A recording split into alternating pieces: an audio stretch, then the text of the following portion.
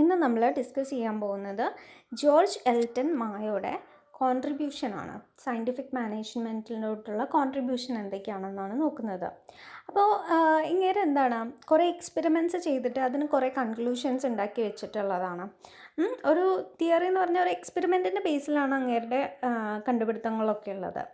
അപ്പം എന്താണ്, ആദ്യം നമുക്ക് മായോനെ കുറിച്ചിട്ടൊന്ന് നോക്കാം. He was born in south Australia on 26 December 1880 and father of human relations approach എന്നറിയപ്പെടുന്നത് നമ്മുടെ മായോനായിരുന്നു. ദെൻ ആള് professor at Harvard business school. Then അടുത്ത ലീഡർ ഓഫ് ഹോത്തോൺ എക്സ്പെരിമെൻറ്റ്സ്. അപ്പം ഈ ഹോത്തോൺ എക്സ്പെരിമെൻറ്റ്സ് ആണ് നമ്മൾ ചെയ്ത് നോക്കിയിട്ടുള്ളത്. അതെന്തൊക്കെയാണെന്ന് നമുക്ക് ഡീറ്റെയിൽ ആയിട്ട് നോക്കാം. And died on 1 September 1949. So ഇനി നമുക്ക് ഈ ഹോത്തോൺ എക്സ്പെരിമെൻറ്റ്സ് നോക്കാം. ഈ എക്സ്പെരിമെൻറ്റ്സും അതിൻ്റെ കൺക്ലൂഷൻസും ആണ് നമുക്ക് പഠിക്കാൻ വരുന്നത്. സോ ഹോത്തോൺ എക്സ്പെരിമെൻറ്റ്സ് എന്ന് പറയുന്നത് ഹിസ് മെയിൻ കോൺട്രിബ്യൂഷനാണ്. 1924 to 1927 ആണിത്. ദെൻ അതിൽ 4 എക്സ്പെരിമെൻറ്റ്സ് ആണുള്ളത്. That is first one illumination experiment, then relay assembly test room experiment, then mass interview programme, then bank wiring test room experiment. So ഇത് 4 എന്താണ് Hawthorne എക്സ്പെരിമെൻറ്റിൽ വരുന്നത്. ഇതിൽ ആദ്യം തന്നെ ഇലൂമിനേഷൻ എക്സ്പെരിമെൻറ്റ്. ഇലൂമിനേഷൻ എക്സ്പെരിമെൻറ്റ് എന്ന് പറഞ്ഞു കഴിഞ്ഞാൽ this experiment was conducted to establish relationship between output and illumination. അപ്പം എന്താണ്, നമ്മുടെ ലൈറ്റിങ് പ്രൊഡക്ടിവിറ്റിയിൽ എത്രത്തോളം എഫക്റ്റ് ഉണ്ട് എന്നാണ് നമ്മൾ നോക്കുന്നത്. When the intensity of light was increased, the output also increased, and the output showed an upward trend even when the illumination was gradually brought down to the normal level. അപ്പം കുറച്ച് experiments ഒക്കെ ചെയ്തിട്ടുണ്ടായിരുന്നു. എങ്ങനെയാണെന്ന് വെച്ച് കഴിഞ്ഞാൽ ഒരു 5 female വർക്കേഴ്സുള്ള 2 ഗ്രൂപ്പിനെ set ചെയ്തു. ഈ ഗ്രൂപ്പിൽ ഫസ്റ്റ് ഗ്രൂപ്പിനെന്ന് പറഞ്ഞു കഴിഞ്ഞാൽ ഒരു കോൺസ്റ്റൻറ്റ് ഇൻറ്റൻസിറ്റിയിലുള്ള ലൈറ്റിങ് പ്രൊവൈഡ് ചെയ്തു. ദെൻ സെക്കൻഡ് ഗ്രൂപ്പിന് ഡിഫറെൻറ്റ് ഇൻറ്റൻസിറ്റിയിലുള്ള ലൈറ്റിങ് പ്രൊവൈഡ് ചെയ്തു. എന്നിട്ട് ഇവർ വർക്ക് ചെയ്യുന്നതൊക്കെ എന്ത് ചെയ്തു, നമ്മൾ നിരീക്ഷിച്ചു. അങ്ങനെ നിരീക്ഷിച്ചപ്പോൾ ഇവർക്ക് 2 പേർക്കും സെയിം റിസൾട്ട് തന്നെയാണ് ഇവർ പ്രൊവൈഡ് ചെയ്യുന്നത്. അപ്പോൾ അതിൻ്റെ അകത്ത് നമ്മുടെ ലൈറ്റിങ്ങിന് പ്രൊഡക്ടിവിറ്റിയിൽ വലിയ ഇമ്പോർട്ടൻസ് ഒന്നുമില്ല എന്നാണ് ഈ എക്സ്പെരിമെൻറ്റിൽ നിന്ന് കിട്ടിയിട്ടുള്ള ഒരു റിസൾട്ട്. അതുപോലെ തന്നെ the output showed an upward trend even when the illumination was gradually brought down to the normal level. അപ്പം ഇതിൻ്റെ conclusion it was concluded that there is no constituent relationship between output of workers and illumination in the factory, and there must be some other factors which has affected productivity. അപ്പോൾ illumination lighting കാരണം productivity കുറയോ കൂടുകയോ ഒന്നും ചെയ്യില്ല എന്നാണ് ആദ്യത്തെ കണ്ടുപിടുത്തം. Then അടുത്തെന്ന് പറയുന്നത് relay assembly test room experiment ആണ്. ഇതെന്ന് പറഞ്ഞാൽ this phase aimed at knowing not only the impact of illumination on production but also other factors, the length of the working days, rest hours and other physical conditions.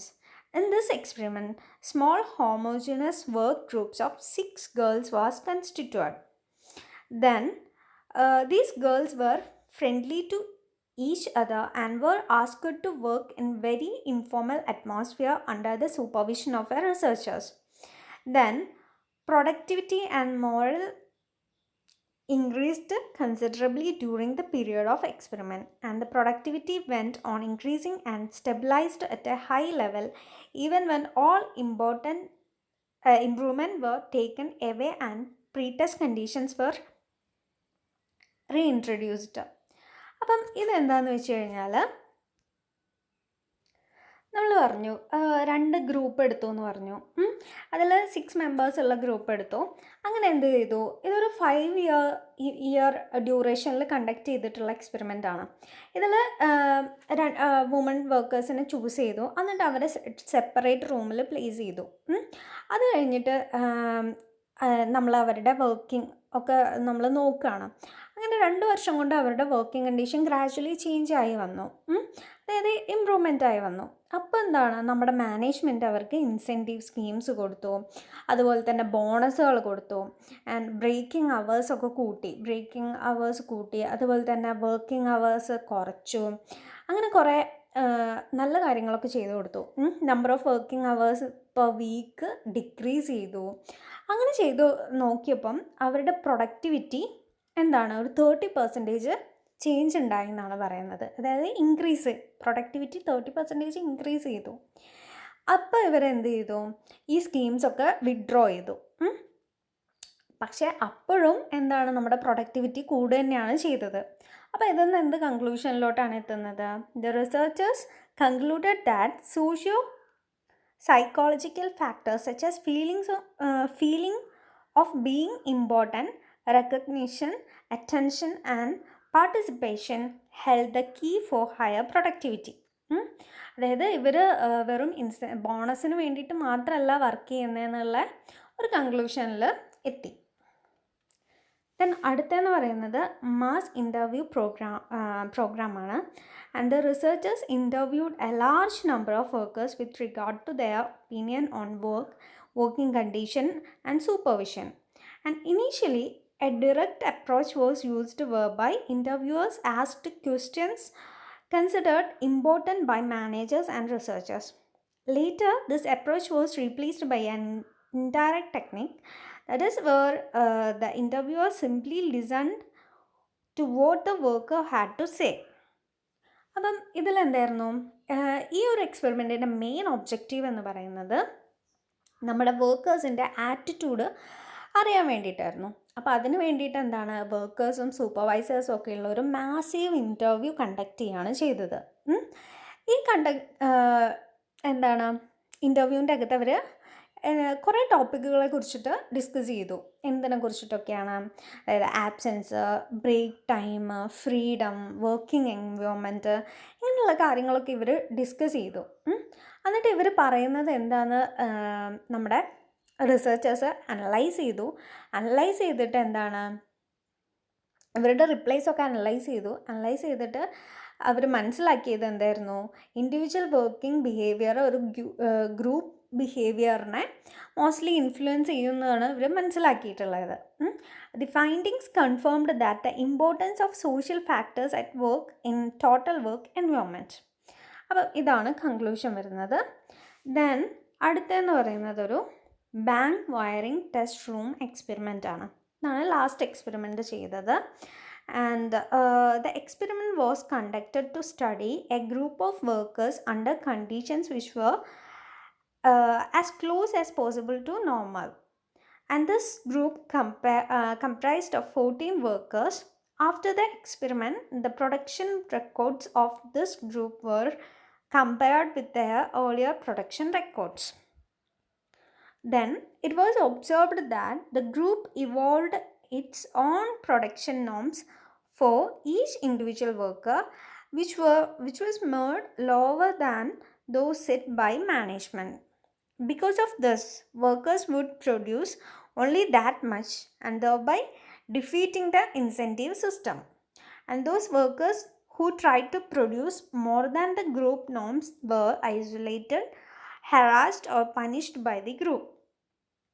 അപ്പോൾ ഇതിൻ്റെ conclusion എന്ന് പറയുന്നത്, അപ്പം ഇതിൻ്റെ അകത്ത് എന്താണെന്ന് പറഞ്ഞാൽ നമ്മൾ ഗ്രൂപ്പായിട്ട് സെറ്റ് ചെയ്തിട്ടുണ്ടായിരുന്നു.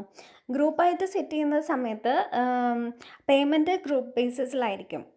അപ്പോൾ ഗ്രൂപ്പിന് ബോണസ് കൂടാൻ വേണ്ടിയിട്ട് ഇവർ കൂടുതൽ പ്രൊഡ്യൂസ് ചെയ്യാൻ തുടങ്ങി. പക്ഷേ ഇവർ ഒരു ഫിക്സ്ഡ് ടാർഗറ്റ് വെച്ചിട്ടുണ്ടായിരിക്കും. അത്രയും ഓരോ വർക്കേഴ്സിനും ഓരോ ഫിക്സ്ഡ് ടാർഗറ്റ് ഉണ്ടാവും. അത്ര മാത്രമേ ഇവർ പ്രൊഡ്യൂസ് ചെയ്യുന്നുള്ളൂ. അവർ ഓവറായിട്ട് പ്രൊഡ്യൂസ് ചെയ്തില്ല. കാരണം എന്താ വെച്ചാൽ ഈ അൺഎംപ്ലോയ്മെൻറ്റ് പോലെയുള്ള നമ്മൾ പ്രൊഡക്ഷൻ കൂടിക്കഴിഞ്ഞാൽ അൺഎംപ്ലോയ്മെൻറ്റ് വരും എന്നുള്ളൊരു പേടിയൊക്കെ ഇവർക്കുണ്ടായിരിക്കും. അപ്പം ഇവരെന്താണ്, ഇതിൻ്റെ ഒരു കൺക്ലൂഷനായിട്ട് each individual was restricting output and the group had its own unofficial standard of performance, and the individual output remained fairly constant over a period of time, and the informal groups play an important role in the working of an organisation. അപ്പോൾ ഇതായിരുന്നു ഇവിടുത്തെ കൺക്ലൂഷനായിട്ട് വരുന്നത് 4th എക്സ്പെരിമെൻറ്റിൻ്റെ. So ഇതൊക്കെയായിരുന്നു മായോയുടെ findings എന്ന് പറയുന്നത്. അപ്പം മായോയുടെ കോൺട്രിബ്യൂഷൻസും ഈ 4 എക്സ്പെരിമെൻറ്റും വളരെ ഇമ്പോർട്ടൻ്റ് ആണ്.